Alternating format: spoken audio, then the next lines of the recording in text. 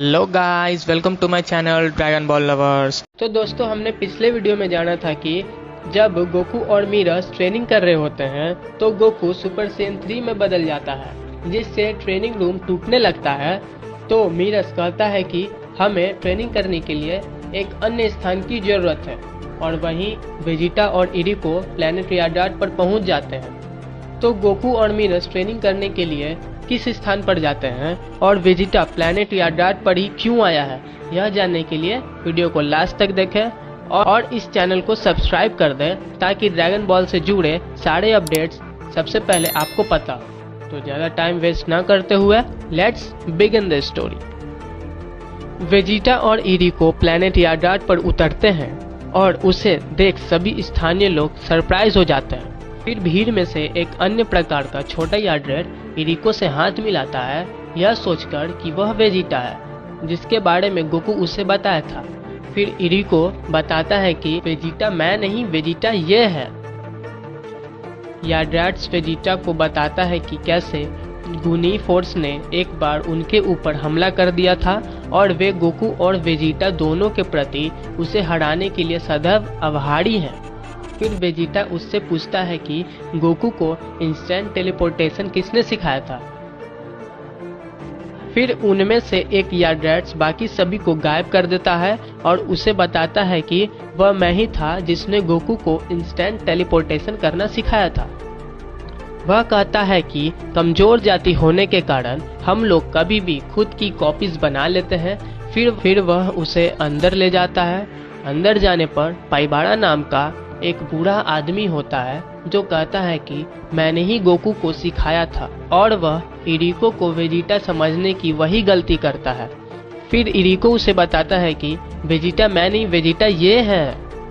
फिर खैर, मुझे लगता है कि आप इस मोड़ो को हराने की उम्मीद कर रहे हैं। फिर वेजिटा कहता है कि हाँ, तो क्या आपके पास ऐसा करने का कोई तरीका है।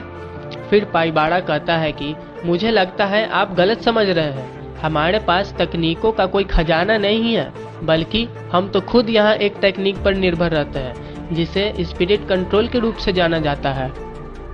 छोटा यार्डरेट इनमें से कुछ क्षमताओं को प्रदर्शित करता है, जैसे कि इंस्टेंट टेलीपोर्टेशन, मल्टीफॉर्म और जायंटिफिकेशन, जो खुद की आत्मा को बदलने, विभाजित करने और विकसित करने से ही संभव होता है।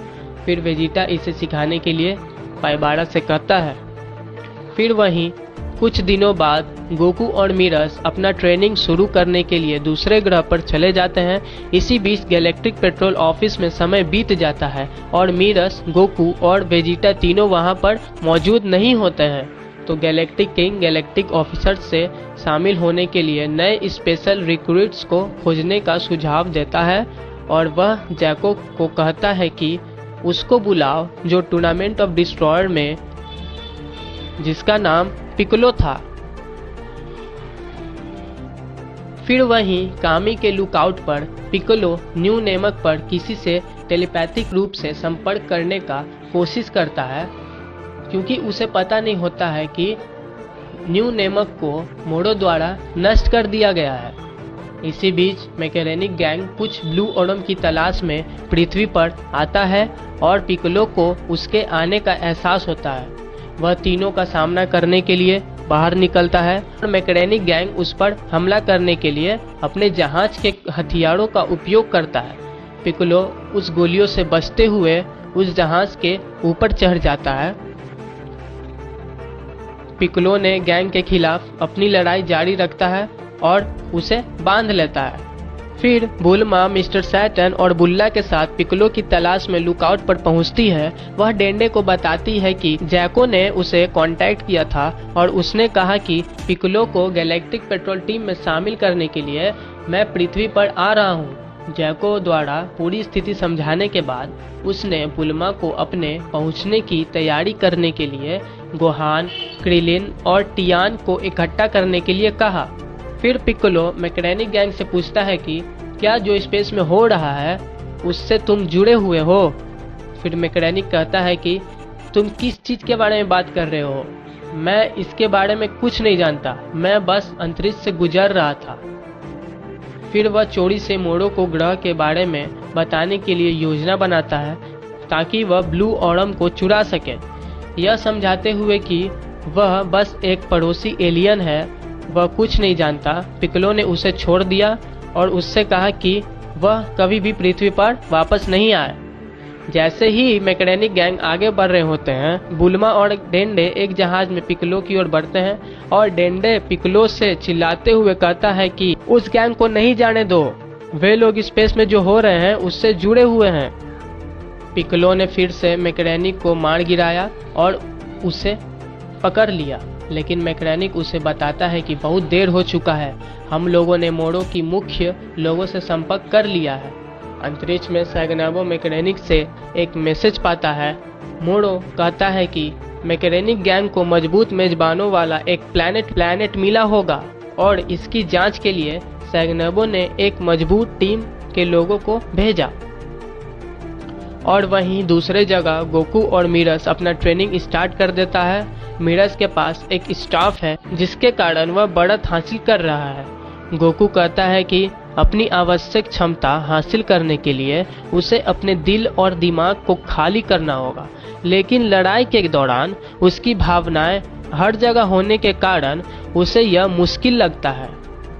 मीरस उसे बताता है कि भावनाओं भी शक्ति में तब्दील हो सकती है, जैसे कि उसका सुपर सैयन रूप जो क्रोध से उत्पन्न होता है, लेकिन वह जो चाहता है उसके लिए उल्टा करने की आवश्यकता है। फिर मीरस ने खुलासा किया कि मैं जानता हूँ कि तुम अल्ट्रा इंस्टेंट हासिल करने की कोशिश कर रहे हो और इसके बारे में चुप रहना एक कारण था। फिर गोकू उससे कहता है कि don't worry, I know that you are a good guy. उसे ट्रेनिंग कंटिन्यू करने के लिए कहता है, लेकिन मीरस कहता है कि हमारे पास ज़्यादा समय नहीं है, मेरे पीछे आओ। फिर वह पास के किसी पिरामिड के अंदर जाता है और दरवाजे के पीछे गैलेक्टिक पेट्रोल का हाइपरबॉलिक टाइम चैम्बर होता है। मीरस गोकू को बताता है कि रियल वर्ल्ड में बीतने वाला हर एक दिन इस कमरे में 3 दिन के बराबर है और अंदर आने का यह कारण भी है कि बिना किसी को पता चले मैं अपनी पूरी शक्ति लगा सकता हूँ। और अब सीरियस होकर मीरस ने गोकू से पूछा कि क्या तुम अब ट्रेनिंग करने के लिए तैयार हो? तो गोकू जवाब देता है कि मैं जन्म से ही तैयार हूँ। अगर आपको ये वीडियो अच्छा लगा हो तो प्लीज़ इस वीडियो को लाइक कर दें और आगे की स्टोरी जानने के लिए चैनल को सब्सक्राइब कर बेल आइकन को प्रेस कर दें। तो मिलते हैं गाइस नेक्स्ट वीडियो में। Thanks for watching this video.